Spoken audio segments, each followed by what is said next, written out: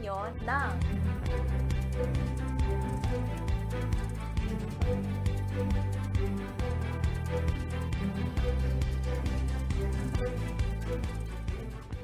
Our superheroes don't wear capes. Some of them wear headsets. Some of them wear scrubs. Some of them wear hoodies. Some work in offices and some at home. Everyone wears a smile. If you are conscientious, focused, and willing to give an opportunity a go, we want you. Join the superheroes of Shore 360. Apply at jobs360.com.ph. Malapit na! Handa na ba kayo, mga karehiyon, sa mga higante ng siyudad San Fernando? Sa kabila ng lahat ng pinagdaanan natin sa nakalipas na taon, may makatalang patuloy na naghahatid sa atin ng tuwa at pag-asa. Excited na ba kayong masaksihan ang ligligan ng mga naglalakihang mga parol? Bagamat ipinagbabawal pa rin ang malalaking pagtitipon sa ngayon, huwag mag-alala dahil masasaksihan niyo pa rin ang tanyag na tradisyon ng Giant Lantern Festival ng siyudad ng San Fernando, Pampanga ngayong December 16, alas 5 ng hapon dito sa Cltv. Panoorin live ang unang gabi ng Giant Lantern Festival 2021 sa Cltv at sa aming 40 cable partners sa Central Luzon, nationwide via Signal Channel 115 at sa buong mundo sa pamamagitan ng Cltv Facebook page at Cltv website. Virtual kita-kits, mga karehiyon!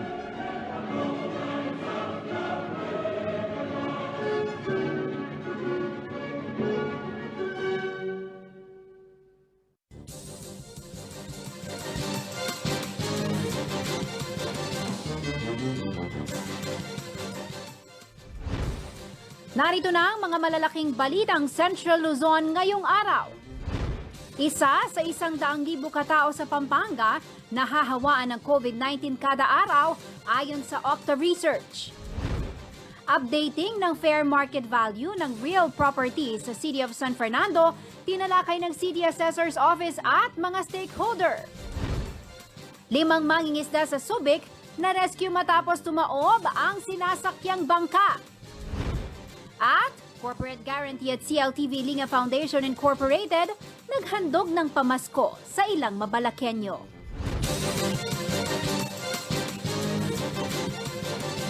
Magandang gabi karehiyon. Ako po si Jennifer Salenga. Oras na para sa mga may init na balitang Central Luzon. Tinalakay ng mga stakeholder at pinatawa ng City Assessor's Office ang pag-update sa schedule fair market value ng real property sa siyudad ng San Fernando, Pampanga. Ang naturang hakbangin ay paraan daw upang paigtingin ang revenue collection ng syudad alinsunod na rin sa local government code. Narito ang detalye ng balitang yan.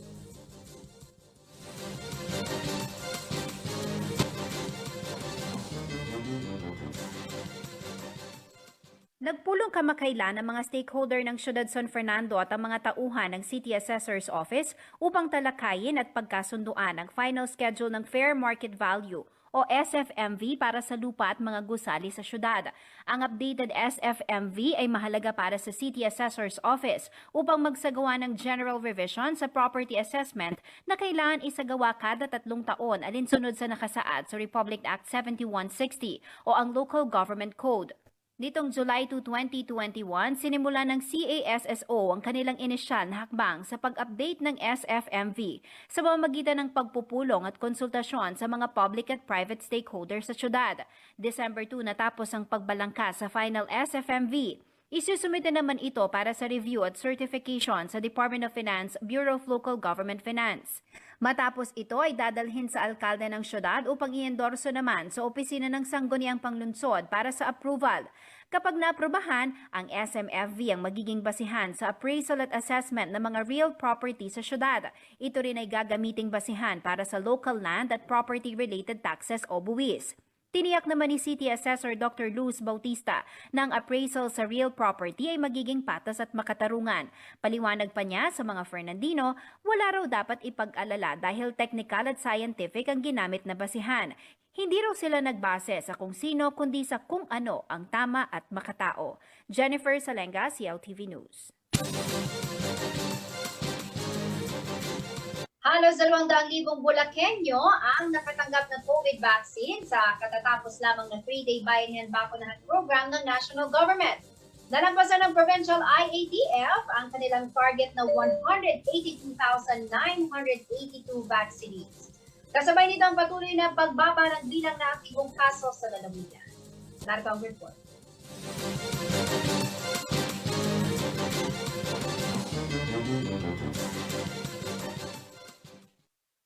Patuloy na bumababa ang bilang ng mga aktibong kaso ng COVID-19 sa lalawigan ng Bulacan.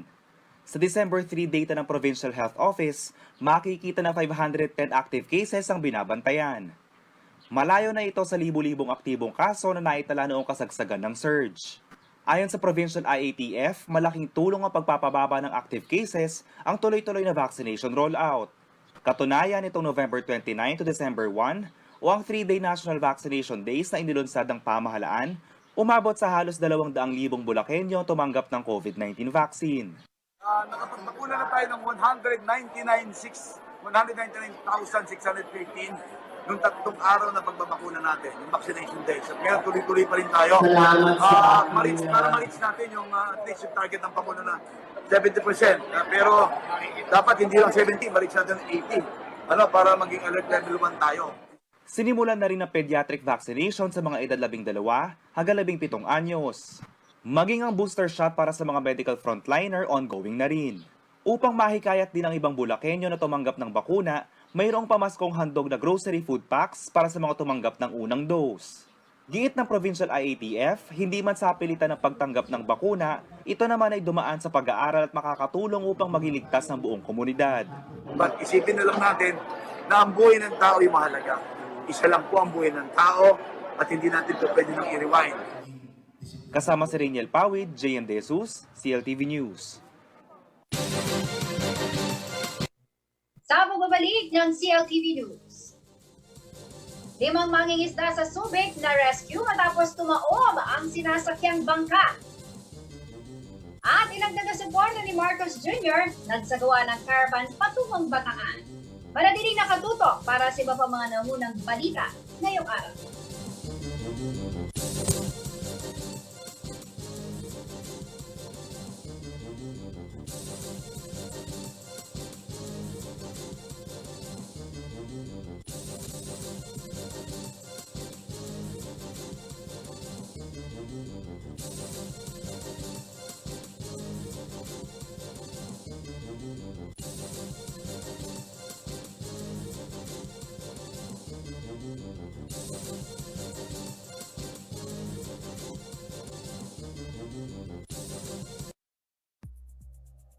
This program was brought to you by Shore 360.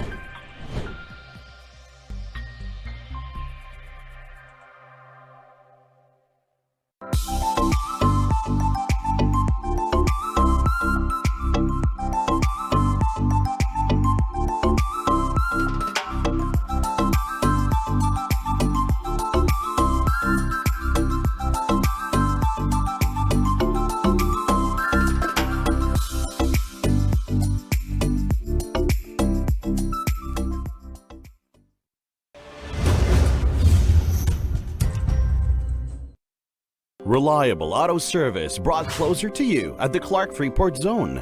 Laos Auto Services, your professional multi-brand service center, is right in your midst. It offers general jobs for repair and maintenance, body paint and detailing, collision repair and body works. Laos Auto Services at Clark Freeport is backed up by highly trained technicians, specialists in auto paint, detailing, body works and collision repair. Laos Auto Services, your professional multi-brand service center. Open Monday to Saturday from 8:30 a.m. Located along Manuel A. Rojas Highway, Clark Freeport Zone. For inquiries, contact 045-499-8080 or 0908-819-8080. sila kay gandang tumira sa Severa. Wala nang hahanapin pa, kumpleto na dito, pamaskong handog sa pamilya. Townhouse A, Townhouse B, Townhouse Premier. 20,000 pesos all in down payment. Ready for occupancy.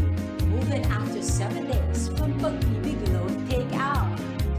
Join the spin and win showcases, cash prizes, and get a chance to win a brand new car on December 22, 2021. Ano pa ang hinihintay ninyo? Why rent if you can buy your dream home? In Westchester, we build homes for the Filipino family. Lagi po siyang nambubugbog. Minsan babatuhin niya na lang ako ng kung anong bagay na makita niya. Sinisipa, sinusuntok, wala po akong magawa. Sinasaktan nila ako tapos babastusin. Kasi hindi nila ako tanggap. Hindi daw ako mukhang babae. Hindi daw ako tunay na babae. Lagi niya po akong pinipilit mag-ano kahit ayoko. Ngayong nabuntis po ako, hindi niya po inaako yung bata kasi may ibang lalaki daw po ako. Na malandi daw ako.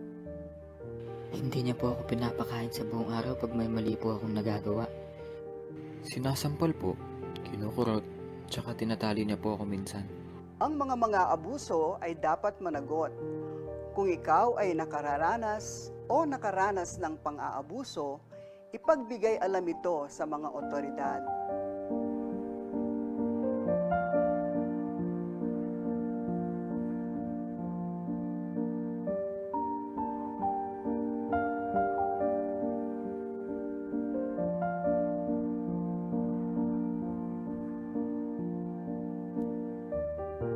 Ang November 25 hanggang December 12 ay itinakdang bilang 18 araw na pakikibaka laban sa gender-based violence sa ating bansa sa bisa ng RA 9262 upang lahat ng ahensya ng pamahalaan ay kumilos laban sa karahasan sa kababaihan. Ako po ay si Lourdes Malig Javier, Head ng Women's Committee ng City of San Fernando Water District at Prime Water. Kasama ninyo kami, ang Board of Directors, Officers at Women's Committee ng City of San Fernando Water District and Prime Water sa inyong laban sa violence against women and children. Next on Business Unusual. Learn the basics of franchise business with Caroline Lingat de Guzman, founder and CEO of CFC Group Philippines. Featured on Biz Labs. Black but not burnt? Know more about Black Crust Pizza, a unique and healthy option for pizza lovers. Imagine a picture of yourself and your favorite drink. Take your selfie to the next level and order a personalized drink at Selfie Imperial Cafe. Let's get down to business with Nicolette Henson Hizon this Wednesday, 7 p.m. Tune in to Cltv or catch our live simulcast on our official Facebook accounts. Business Unusual, only here on Cltv.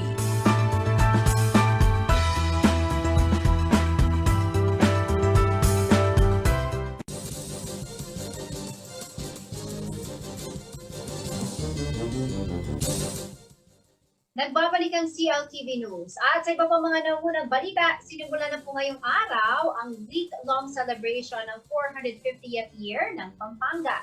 Isang misa ay dinako sa Kapitolyo na pinangunahan ni Archbishop Florentino Lavarias at Archbishop Emeritus Annalise Cato. Para sa karagdagan detalye, makakasama po natin live si Paulo G. Santos na nandiyan po sa Kapitolyo sa mga oras na ito. Paulo, ano na ang latest dyan?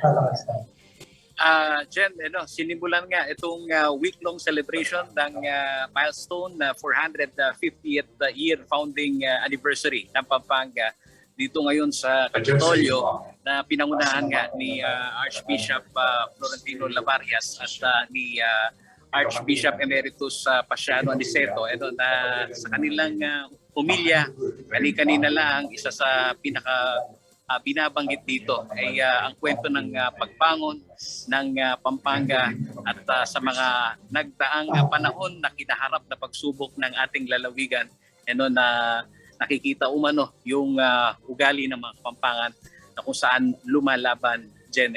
At isa rin dito sa highlight ng humilya ni Father Lavarias ay ito na ring paglaganap ng Kristyanismo dito sa ating lalawigan noong mga unang panahon na kung saan binibilang, Jen, na isa sa malaking bagay na napagtagumpayan ng simbahan ay ang maitanim sa maraming Kapampangan ang kultura ng pagkakaroon ng takot sa Diyos at pagtitiwala sa ating poong may kapal. Sa mga oras na to, Jen, bukod pa dito sa ceremonial opening na sinimulan sa isang misa, ay magaganap din mamaya-maya. Ito namang pagbukas nitong mga parol dito sa bisinidad ng Kapitolyo. At kanina nga umaga, nauna na itong art exhibit na sinimulan dito sa isang malaking mall na kinabilangan ng mga Kapampangan artists.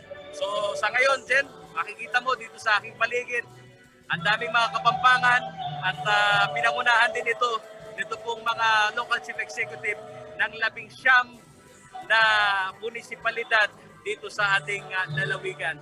So sa mga oras na ito, Jen, ay marami din dito sa ating mga Kapampangan na talagang inaantabayanan kung ano yung meron dito sa week-long celebration ng Pampanga Day. Dahil ito nga ay milestone. So ito, abangan din natin itong countdown nila mula dito sa mga sisindihang parol, na ayan, makikita natin maya-maya, Jen. Mm-hmm. So, yan ay magaganap ba right after sa lighting of the Christmas? Oo, Jen, ayan na. Ayan, naririnig na natin. Naririnig na si Ma'am Angie, no? Ayan.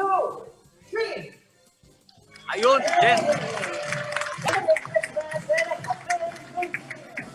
Sinasabayan ngayon itong mga banda ng provincial government ng Pampanga itong pagbukas itong magagandang parol, Jen. At alam naman natin, itong posisyon ng Kapitolyo ay nandito rin sa home of the Giant Lantern Festival, kung tawagin. So, ayan, talaga namang kada detalye nito, Jen, ay mamamangha ka.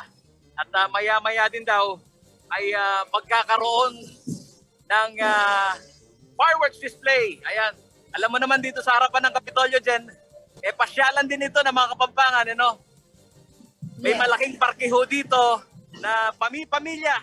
Itong mga nagbabaon ng pagkain at kahit papaano, Jen, ito nga nakikita natin ngayon na selebrasyon, uusisahin natin mamaya, aalamin natin kung ano-ano itong mga programa na may kaugnayan dito sa ating 450th anniversary ng Pampanga, Aldoning Kapampangan, Jen. Oo. Pero Paolo, mukhang ibang-iba, no? Kumpara sa celebration last year kasi nga magandang balita dahil nakikita naman natin na talagang yung pagbaba ng kaso ng COVID-19 magandang hudyat na magiging masaya ang Pasko ng mga Kapampangan. So, are we expecting, Paolo, na magiging ibang-iba yung celebration ng Pampanga Day ngayong taon kumpara last year? May mga activities ba? Kasi ngayon pa lang nakikita na natin dito sa culminating activity na marami na ang nag-participate diyan sa kick-off ng celebration ng Pampanga Day. Totoo ka dyan, Jen, dahil alam naman natin na nasa alert level 2 ho ang lalawigan.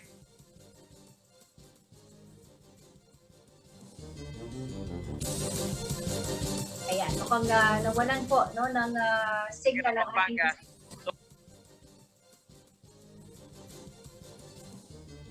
Yes, Paulo. Yan, mukhang may problema po sa signal ng ating kasamang si Paulo Santos. But anyway, Dyan po sinimulan ng provincial government, no, ng Pampanga ang celebration po ng Pampanga Day 450th founding anniversary. Alamin pa po natin kung ano ba yung mga inihandang programa, inihandang aktibidad para po sa isang linggong selebrasyon na yan. Ihatid po namin yan sa inyo dito sa CLTV News. Anyway, maraming salamat sa iyong ulat, Paulo Santos. Samantala sa ibang balita, isang bangkang may sakay na 5 mangingisda mula sa Subic, Zambales ang tumaob kahapon, araw ng linggo. Maswerte namang agad na rescue ng mga miyembro ng Philippine Navy at SBMA Harbor Patrol ang mga mamamalakaya kaya nasa maayos sa silang kondisyon sa ngayon. Narito po ang report.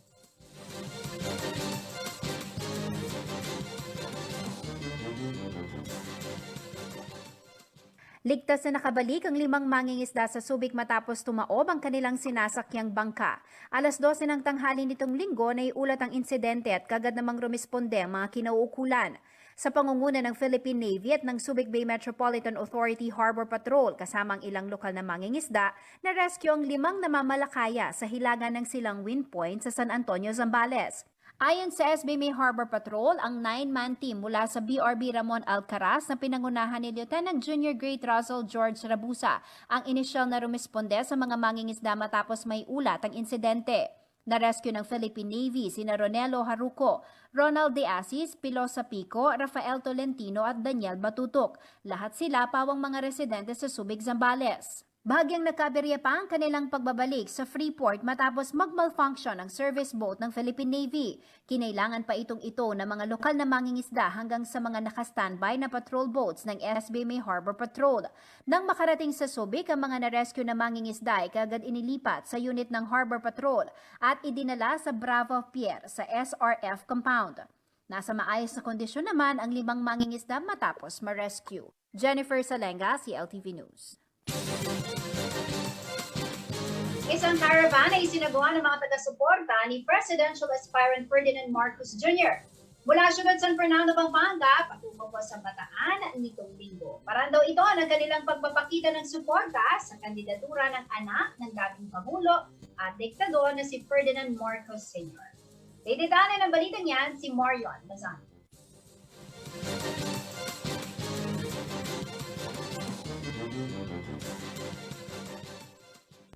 Maagang nagtipon-tipon nitong linggo ang ilang taga-suporta ni Presidential Aspirant Ferdinand Marcos Jr. sa siyudad ng San Fernando, Pampanga. Isang karavan ang isinagawa mula Pampanga patungong Bataan upang ipakita umanong suporta sa kandidatura ni Marcos Jr. Pinangunahan ng aktibidad ng grupong United BBM Loyalist International na itinatag ni Don Abel Manzano. Isa rin si Manzano sa mga naghain ng COC para senador bilang independent candidate. We announced to him that we are going to have this activity and he is so happy, guys. United BBM Loyalists International, he is extending his warm greetings and also at the same time he is so thankful to all of us, the leaders and the officers and the members of UBLI International. Dahil talagang ramdam niya po ang suporta po nating lahat. Isa sa mga nakibahagi sa caravan si Jomar Luge mula sa Del Carmen, Ciudad San Fernando. Nandito po kami para makilahok sa motorcade ni BBM at syempre to show support para sa pagbabago ng ating bansa. Ako, myself, gusto ko rin magkaroon ng changes para sa makabagong henerasyon na syempre sa mga anak natin. Asahan din umano na tuloy-tuloy ang pagsasagawa ng mga BBM loyalist na mga caravan sa iba't ibang lugar sa bansa upang ipakita ang pagsuporta kay Marcos Jr. Samantala, sa ngayon ay nakabinbin sa COMELEC ang mga disqualification case laban kay Marcos dahil umano sa tax evasion case nito noong 1995. Ayon kay Quezon City RTC Branch 105 Officer in Charge Rowena Santo Tomas Bacud, wala umano silang record ng pagsettle ni Marcos sa kanyang tax deficiencies at pagbabayad ng multa bilang kaparusahan. Sagot naman ng kampo ni Marcos Jr., may mga hawak umano silang resibo na nagpapatunay na nabayaran na nito ang kanyang mga tax liabilities. Marion Lozano, CLTV News. CLTV News. Kilalanin ang kandidatong si Mayor Andy Lacson, aspiring congressman, para sa ikatlong distrito ng Tarlac. Corporate Guarantee at CLTV Liga Foundation Incorporated naghandog ng pamasko sa ilang Mabalakengyo. Manatiling nakatutok at magbabalik ng CLTV News.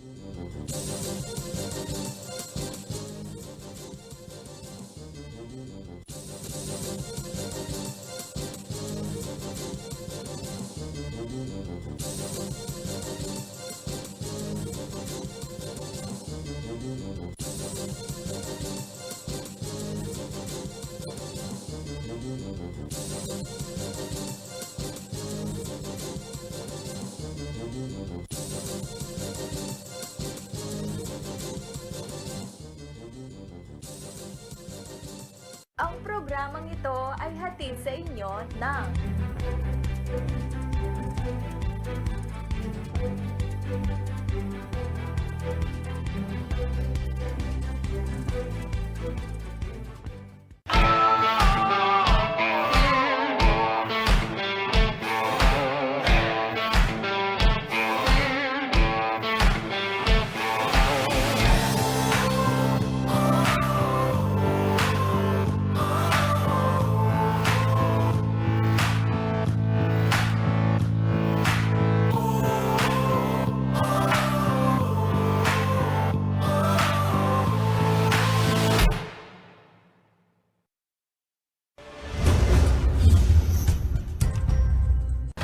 Ang wasto at regular na paghuhugas ng kamay ay ang pinakamabisang paraan para makaiwas sa COVID-19.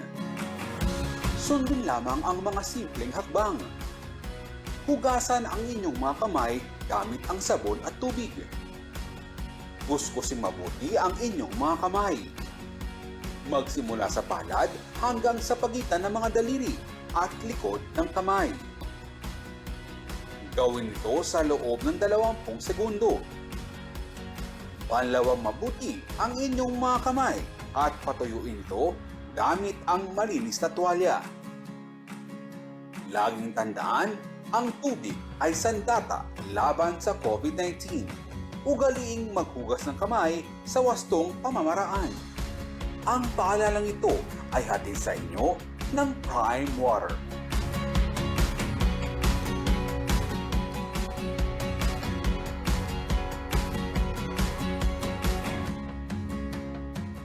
Our superheroes don't wear capes. Some of them wear headsets. Some of them wear scrubs. Some of them wear hoodies. Some work in offices and some at home. Everyone wears a smile. If you are conscientious, focused, and willing to give an opportunity a go, we want you. Join the superheroes of Shore 360. Apply at jobs360.com.ph. The all-new Ford Territory is stunning from every direction in every moment. Impressive design that is distinctively Ford. With 18-inch wheels, spacious interior, and a panoramic moonroof. The all-new Ford Territory. Own the moment.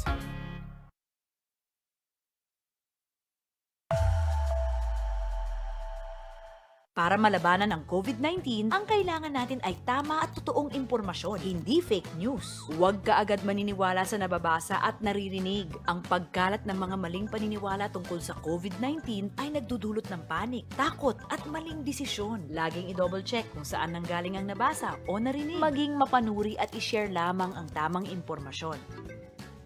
Sa wastong pag-iingat, ang virus hindi kakalat. COVID-19, kayang-kaya nating tapusin.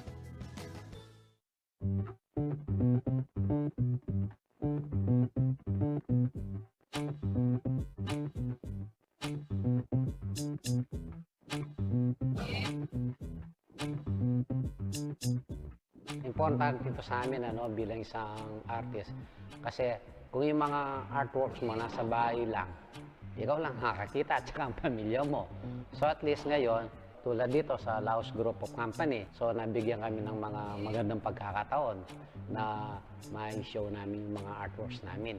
Nung maliit pa ako, elementary, drawing lang ng mga crayons, pencil. Pero nagumpisa ako sa oil paint noong 1978. High school ako noon. Every time na walang pasok sa school, nagpipint ako. Tinuturuan ako nung kaibigan ko. Ako, yung inspirasyon ko, yung subject ko. Halimbawa, kapatid ko, mga kaibigan ko, gumagawa kami niyan yung mga lata po. Yun ang inspirasyon ko. Kumbaga, nandun ako ito, ako. Kaya, yung inspirasyon ko, kasi gusto kong ibalik buhay ko nung childhood ako. Yung mga laruan lang namin, dyan lang. Pero masaya kami nun.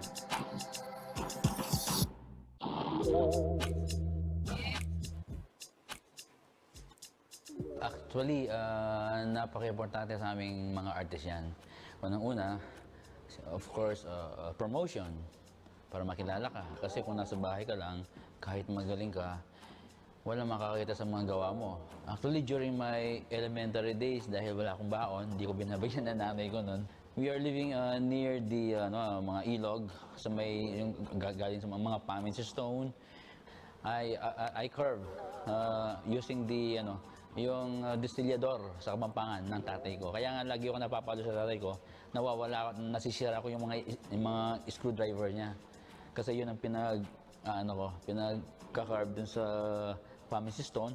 Nilalagyan ko ng bonsai. Parang bonsai ang tawag naman eh. Binibenta ko sa teacher ko siguro mga 25 centavos, piso, ganun. Pag nakaipon ako mga around 2 pesos, marami na yan. Mag-delivery na ako sa mga kaklase ko nun. Yung Laos, I am very fortunate. Binigyan mo kami ng chance para makita ang aming mga obra maestra.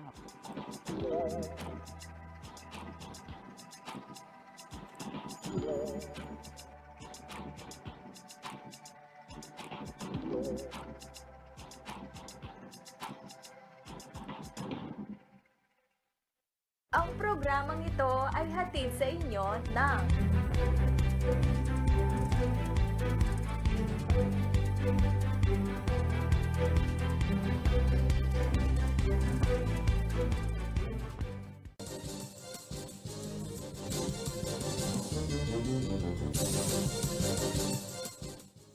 Nagbabalik ang CLTV News. Para po sa ating kilalanin ng kandidato segment, makakasama po natin si Concepcion Tarlac Mayor Andy Lacson, tumatakbo bilang kinatawan ng ikatlong distrito ng Tarlac. Nagsimula po sa politika si Lacson nung siya ay naging chairman ng Sangguniang Kabataan sa kanilang barangay sa edad na 19.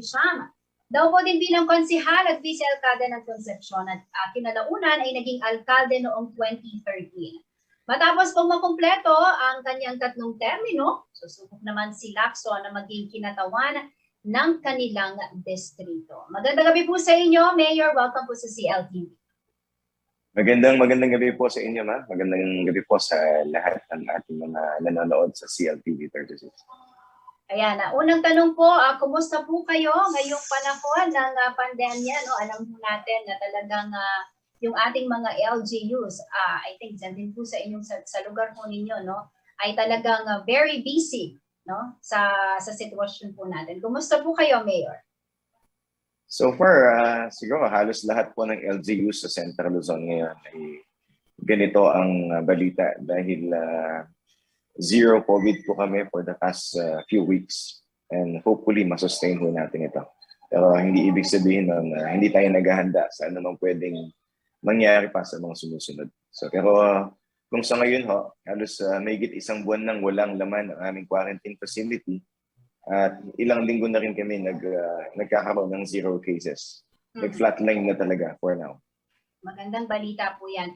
Mayor, bago po natin alamin yung inyong pong plano para sa mga kababayan po ninyo, lalo na dyan sa ikatlong distrito ng Tarlac. Nais ko po muna kayong tanungin ng ilang issue. Isa po kayo, Mayor, sa National Officer ng Aksyon Demokratiko.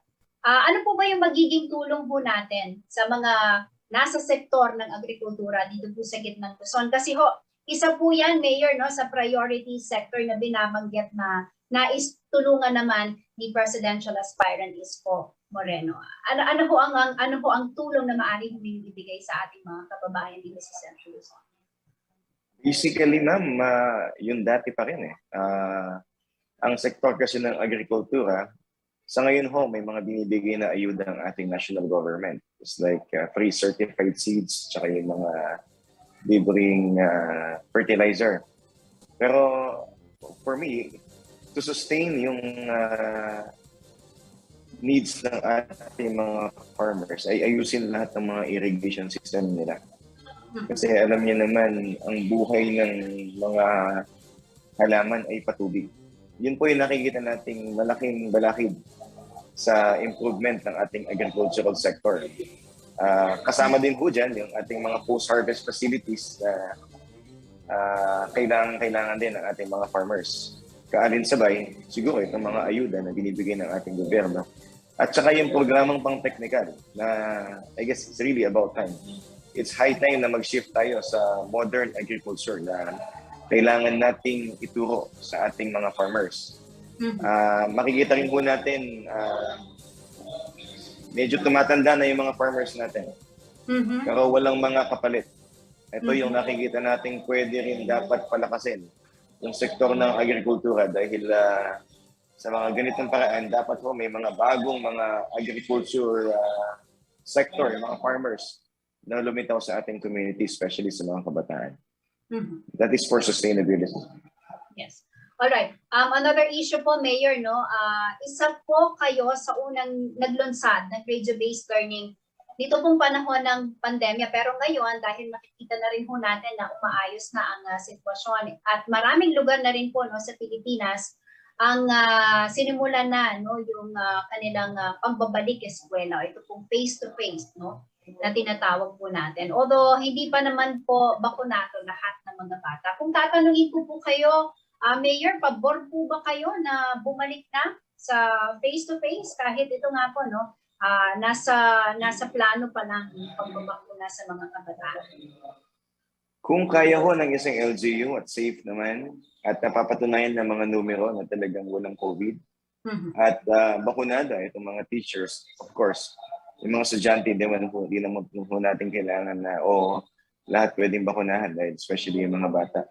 Pero kalinsunod ng isang maayos na sistema na pwedeng gawin ng ating mga eskwelahan, ng ating mga guro, dapat po siguro para sa akin maibalik. Kasi nakikita ko yung epekto nito sa ating mga kabataan. Ako isang ama, nakikita ko yung aking mga anak na everyday na pumapasok sa school.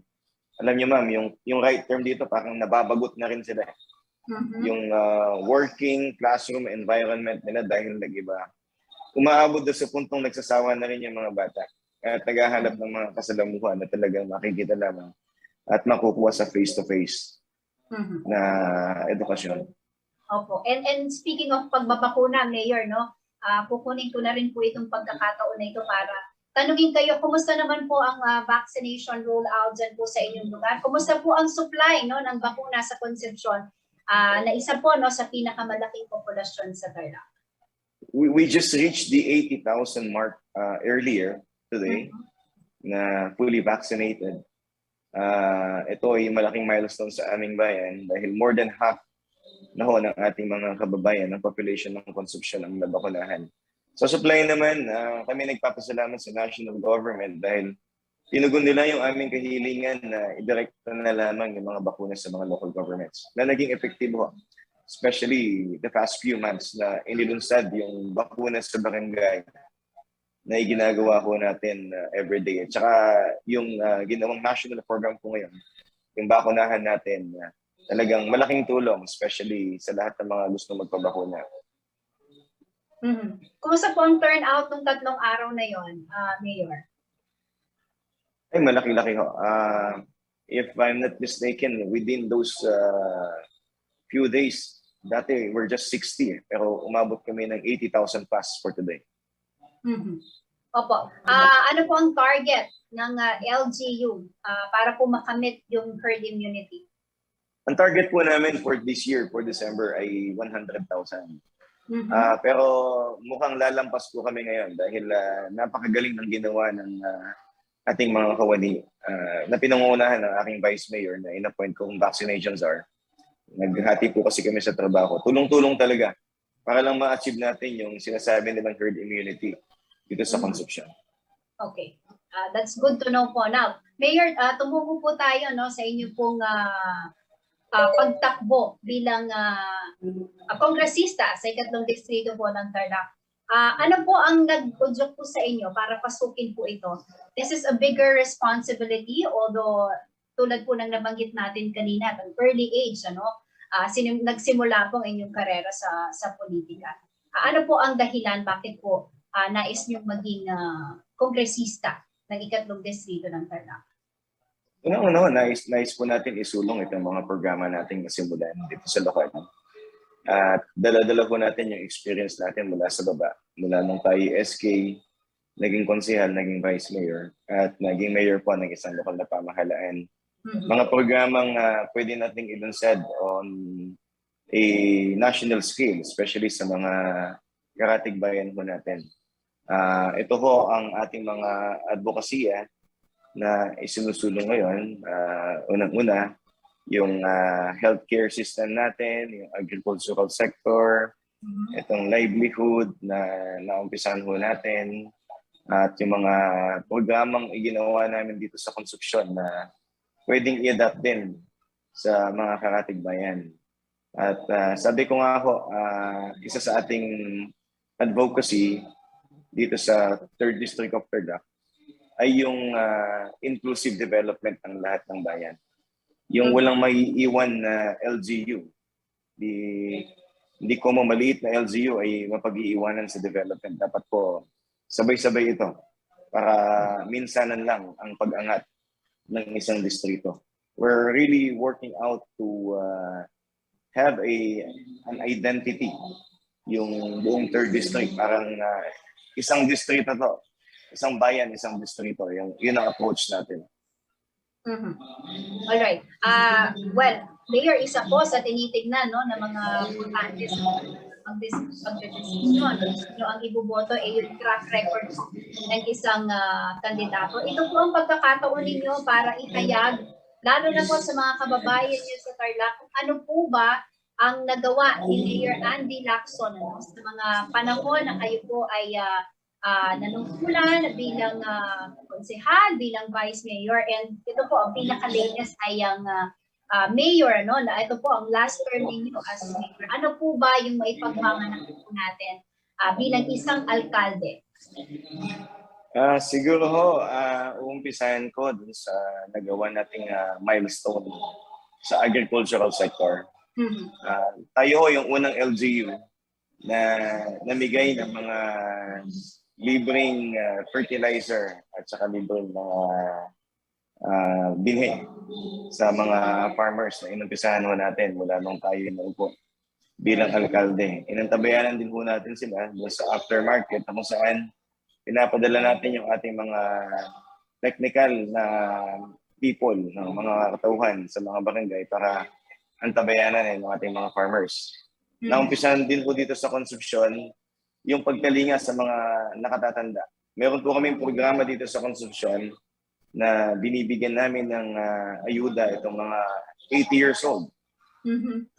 Sila ko ay nabibigyan yearly. Basta pumalo ka ng 80 years old dito, makaka-receive ka na ho ng 2,000 pesos per year.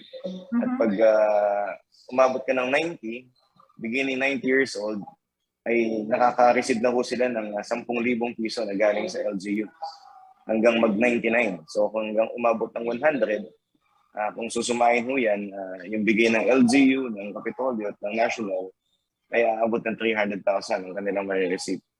So isa sa mga pinakamalaking achievement po natin sa konstruksyon na may tuturing ko sa aking termino ay yung pagtayo namin ng sarili naming state university na pinondohan lamang po ng LGU.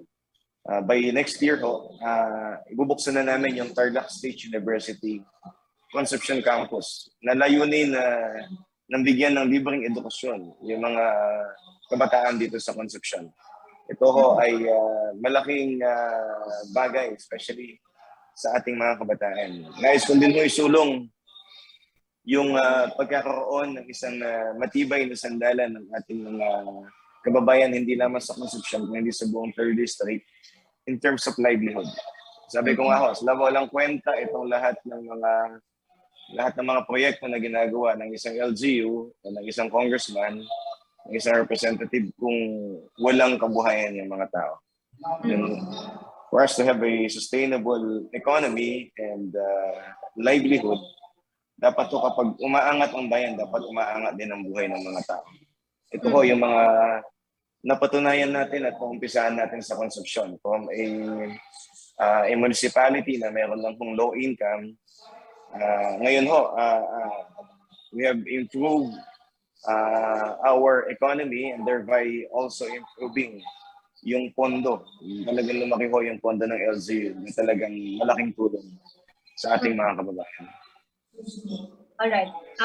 Kung kayo ho ay bibigyan ng pagkakataon, ibuboto po kayo ng mga kababayan, what will be your top priority bill, Mayor? No? Kung kayo po ay manalo sa 2022 election, ano po ang pinakaunang bill na isusulong po ninyo bilang kinatamaan ng mga kayo?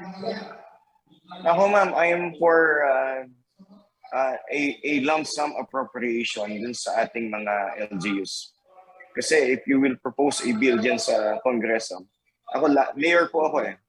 And ang nakikita kong problema sa lokal, yes, merong devolution, may programang ibinibigay yung ating national government. May ira itong mga LGUs. Pero ang kulang po talaga, kung talagang tutulungan mo at gustong i-develop yung mga low-income municipalities sa iyong distrito, dapat may bultuhang pondo na igagawad sa mga LGUs. Na-diskarte ho ng mga LGU officials, especially yung mga nasa laylayan, yung mga barangay captains, yung mga municipal mayors, dahil sila po talaga yung may alam ng mga kinakailangan ng mga LGUs na sinasakupan nila. So, yun ho siguro, isa sa mga isusulong natin sa Kongreso yun. Ikalawa ho, nakita ko yung malaking kakulangan sa pagbibigay ng kompensasyon sa mga totoong frontliners sa barangay. Sino po ba sila? Yung mga barangay health worker at saka yung mga BNS. Alam po ninyo, ito yung most underpaid government frontliners. Nare-receive lang po niyan mga allowance. Pero makikita nyo, especially ngayong pandemya, sila yung talagang parang mga marino na sumasabak sa laban, especially sa mga barangay. Kung tayo papalarin, isa ho sa mga bill na isusulong ho natin yan. Kaalinsunod, yung mga importanteng mga batas na pwedeng makatulong ho sa ating mga kababayan dito sa konstruksyon, tsaka sa lapas, sa kapas, sa kabamban. Ano po to? Yung i-create po ng mga charter na pwedeng makatulong sa mga local hospitals namin na nagbibigay ng health services. Layunin po natin na matulungan lahat ng mga public hospitals dito sa Concepcion, especially mga district at saka public hospitals. Alright. Ayan, narinig po natin, no? Lalo na sa mga Tarlakenyo, ang ilan sa mga plano ho ni Mayor Andy Lacson, oras na pala rin na manalo bilang representative ng 3rd District ng Tarlac. Maraming salamat po sa inyo, Mayor, at good luck po sa inyong kandidatura. Maraming salamat po, ma'am. Maraming salamat. Salamat po sa ating mga nakikinig ngayong gabi at mag-ingat po tayo lahat. God bless everybody. Ingat din po kayo and God bless you. Mga karehiyon, Mayor Andy Lacson, aspiring congressman para po sa ikatong distrito ng Tarlac. Samantala sa ibang balita, muling nagbigay ng tulong ang Corporate Guarantee at Cltv Linya Foundation Incorporated sa ating pong mga kabalen. Ngayong taon, ang Dolores Riverside Urban Poor Association sa Mabalacat City ang kanilang napiling benepisyaryo. Ang pamaskong handog sa ating mga kabalen, alamin po sa report ni Rina Pawi.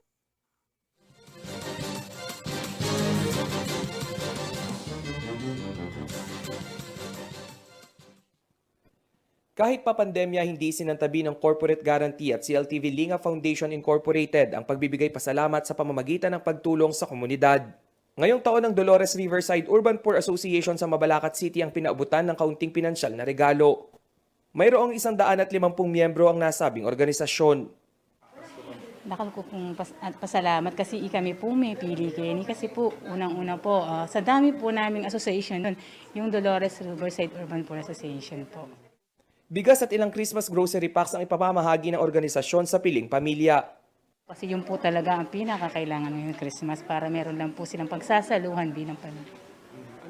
Ayon sa pamunuan ng corporate guarantee, ang pagbibigay ng tulong sa ating mga karehiyon ay pagpapakita ng pasasalamat sa kanilang naging ambag sa sektor ng pamumuhunan.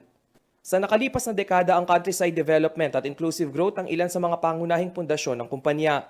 Hangad nilang sabay-sabay na umunlad ang mamamayan ng gitnang Luzon. Yes, actually, this is a yearly opportunity for us to execute our corporate social responsibility. So every year we are very mindful of our community, and we make it a point that we also share. Layo naman ng Cltv Linga Foundation Incorporated na mas mapalawig ang pagtulong sa mas maraming sektor.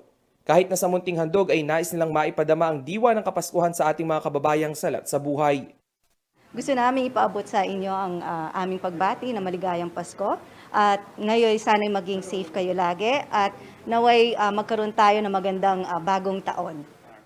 Noong nakaraang taon, ang mga naninirahan sa coastal village ng Masantol ang napaabutan ng tulong ng Corporate Guarantee at Cltv Linga Foundation Incorporated. Tradisyon na nga may tuturing ang pagpapaabot ng regalo ng Corporate Guarantee para sa komunidad na nakapalibot dito. Rainiel Pawid, Cltv News. Sa pagbabalik ng CLTV News, Outpatient Department ng Diosdado Macapagal Memorial Hospital bukas na kasunod ng pagkaunti ng COVID-19 cases. At isa sa 100,000 katao sa Pampanga na hawaan ng COVID-19 kada araw ayon sa Opta Research. Manatiling nakatutok at magbabalik ng CLTV News.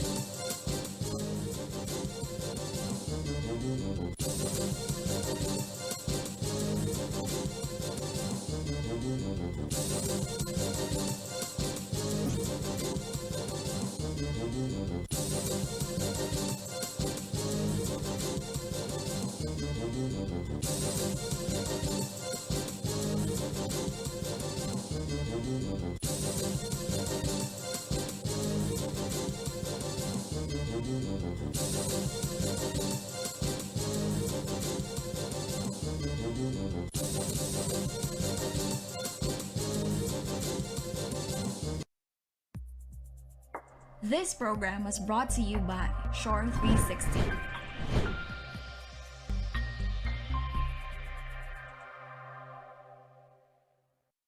Lolo, Lola, 1 taon na tayong nahiwalay dahil sa quarantine. Miss na po namin kayo. At ang inyong masasarap na luto at pag-aalaga. May bakuna na raw po sa COVID-19.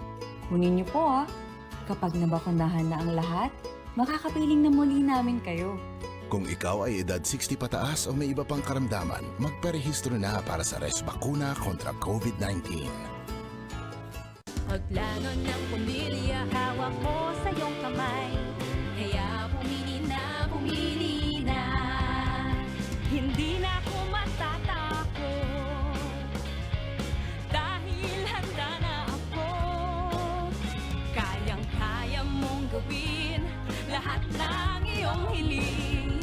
Sa tulong ng family planning.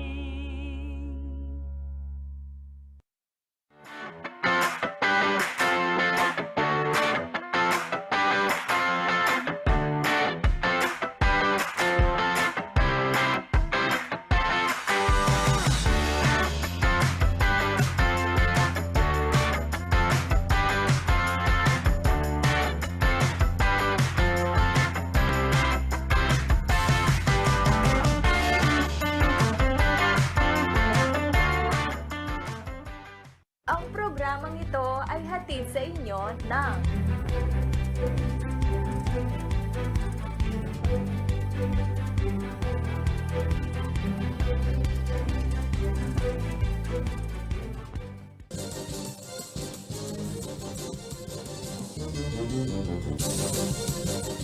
Nagbabalik ang CLTV News.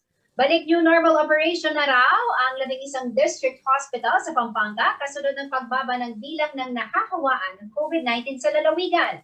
Maging ang tumatay ang Pampanga COVID-19 Center o ang Diosdado Macapagal Memorial Hospital na dati gininado lamang sa COVID-19 patients ang tinatanggap, bukas na rin para sa mga pasyenteng nangangailangan ng iba't ibang medical attention. May detalye na balitang yan si Paulo G. Santos.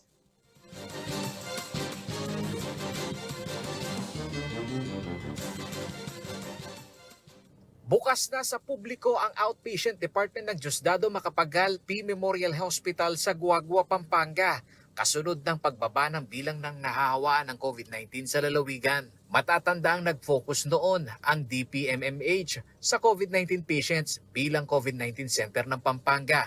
Ayon kay Dr. Flor Sapanta, Medical Chief ng Diosdado, nito pang nakalipas na buwan ng Nobyembre nabuksan ang ilang serbisyong medikal ng ospital. Second week of November, dahil bumaba na po yung mga cases ng COVID, nag-open na po ang Diosdado P. Macapagal Memorial Hospital ng new normal operation. Ang ibig pong sabihin nito, hindi na lang po COVID cases ang kinikater namin. So nag-open na kami ng surgeries, mga nanganganak po, mga bata at saka matatanda po. So every day meron po kaming OPD. Ang ER po natin, emergency room, 24/7 na rin po. Paliwanag pa ni Sapanta na may hiwalay na gusali ang DPMMH kung saan idinadala ang mga COVID-19 patient mula sa iba't ibang district hospital sa probinsya. Ito'y upang tanggalin umano ang takot ng ilang kabalin na nangangambang magpatingin sa doktor dahil sa inaakalang mapapasama sa mga COVID-19 patient. Right now, dahil tapos na po tayo dun sa surge, hindi na po muna tumatanggap ng mga COVID cases ang mga district hospitals and ang Diosdado po muna ang magkikater sa mga COVID cases kung meron po ang mga district hospitals or LGUs or municipalities po.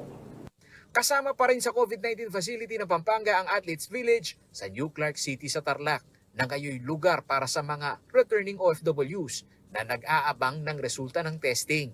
Habang ang treatment at monitoring facility ngayon ng Diosdado ay intended sa mga suspected at mild cases na patient ng COVID-19.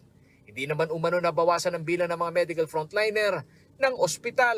Aabot daw sa 30 doktor ang naka-duty dito araw-araw. Samantala, as of December 5, walang bagong kaso ng COVID-19 ang naitala sa Pampanga. Nananatili naman sa 210 ang bilang ng aktibong kaso. Pinakamaraming active COVID-19 cases sa Mexico, Pampanga na may 19, 11 sa Guagua at 8 naman sa Florida Blanca, Pampanga. Paulo G. Santos, Cltv News. Bumaba na raw sa 0.2% ang reproduction number ng COVID-19 sa Pampanga. Ayon po yan sa Opta Research. Ibig sabihin nito, isa sa kada 100,000 katao na lamang ang nahahawaan ng COVID-19. Resulta raw ito ng pagdami ng nababakunahan kontra sa kamamatay na sakit. May exclusive report si Paulo G. Santos.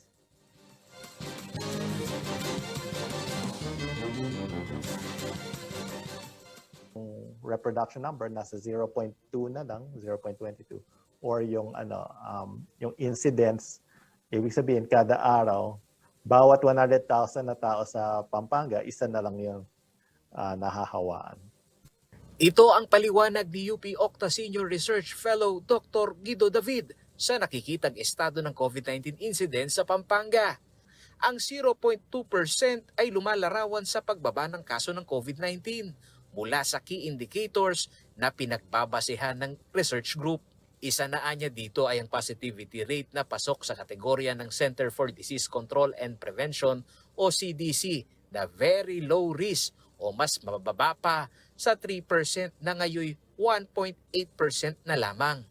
Ayon kay Dr. David, halos balikatan na lamang ang pwesto ng Pampanga at Bulacan na sumunod sa Metro Manila na humupa na ang surge. Dito, ramdam din pati ang paggamit o utilization ng COVID-19 facilities sa mga ospital.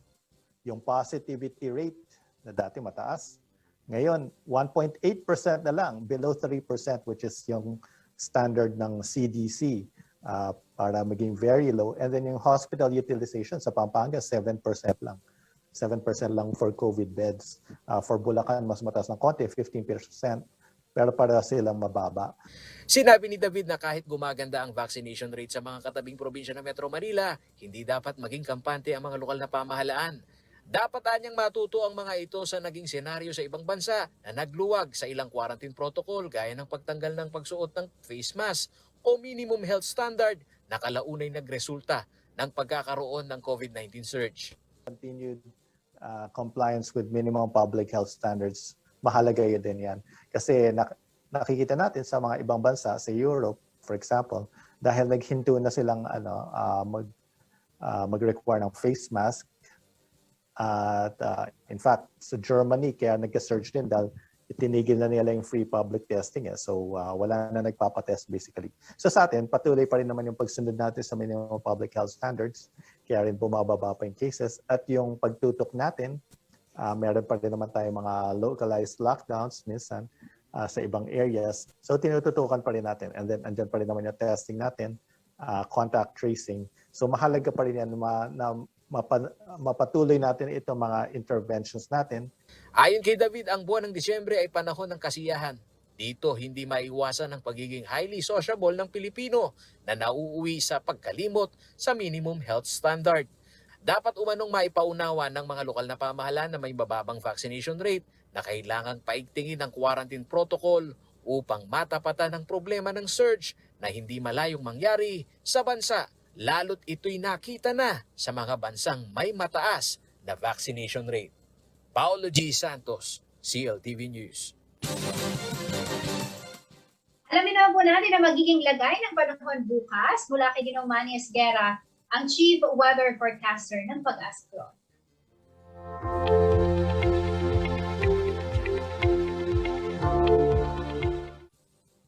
Magandang gabi po, narito po ang magiging taya ng panahon sa susunod na 24 oras. Shear line o tail end ng frontal system na nakaka-apekto po ngayon dito po sa may silangang bahagi ng Mindanao. Samantalang ang northeast monsoon o hanging amihan ay nakaka-apekto po ngayon sa buong Luzon at Visayas. Samantala ang Caraga at Davao Region ay magiging maulap po ang papalirin na may inaasahan po ng mga kalat-kalat ng mga pag-ulan, pagkidlat at pagtulog dulot po ng shear line. Ang Cagayan Valley, Cordillera, Administrative Region, Aurora at nalalabing ang northern portion ng Quezon, kasama po ang Polillo Islands, ay maulap po ang papaliri na may inaasahan po mga malaking pag-ulan.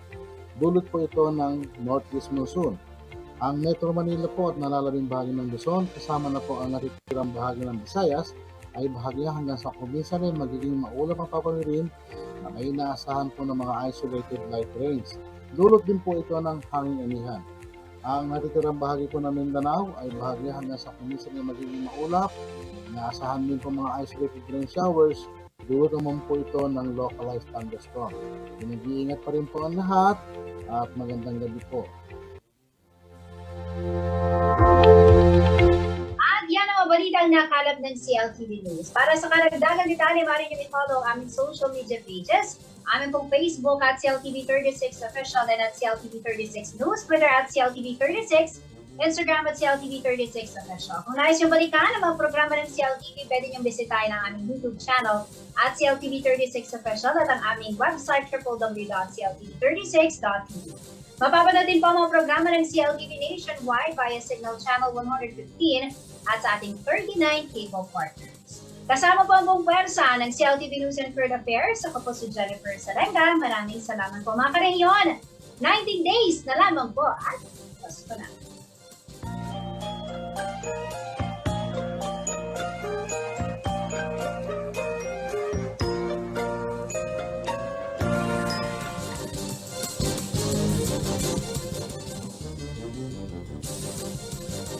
Ang programang ito ay hatid sa inyo ng